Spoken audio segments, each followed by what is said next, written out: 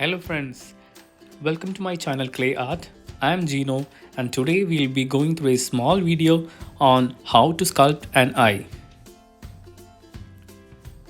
In this video I'll be using non-hardening clay, then stainless steel tools which are used for giving fine details, a detailing knife and silicone tipped tools. These are extremely useful in giving fine details and smoothing out surfaces when you're making small projects.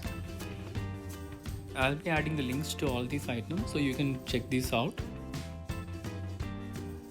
We'll be starting with brown clay and we'll make a base from it and make a small nose like structure and area for the eyes, which will be scooped in area because the eyes usually lie in the eye socket, which is actually much deep compared to the nose bridge.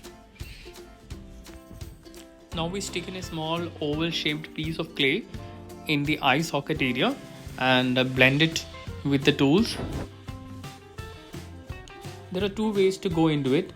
Either you can start with the eyeball and then make the eyelids over it, or you can go the way I am doing it, like making a bulge at the place you want to make the eyeball, then make a slit in the bulge at the place where you are going to have the eye opening and gradually enlarge the size of the slit.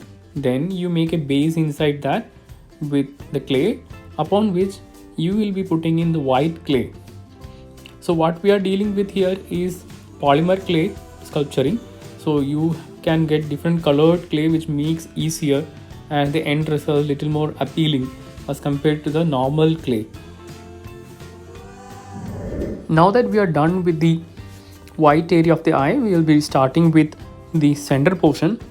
Here I am choosing blue color, so first a dark blue layer, then a light blue layer, and the centermost portion, which is called the pupil, that's always black in color. So there, for that I'll be adding a black dot in the center, and on top of that I'll usually put a small white area to make it look like little shiny.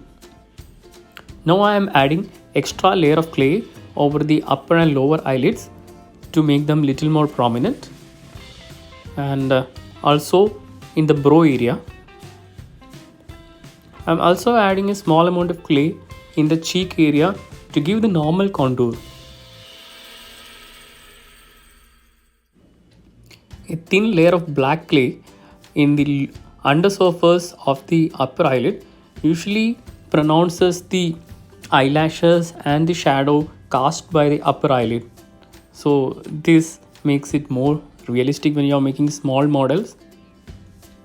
Now this is the last part. You can add the eyebrow according to the shape you want and give it fine details of the hair with another detailing tool, just like that.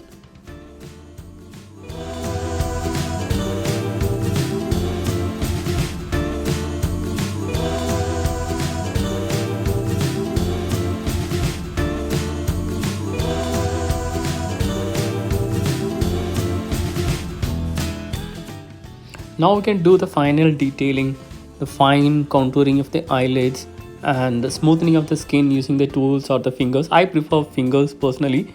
It makes it easy to smoothen out the skin. And voila, there's the eye. So please like and subscribe to my channel and to my videos. Refer to your friends. Thanks a lot. It's JJ signing off.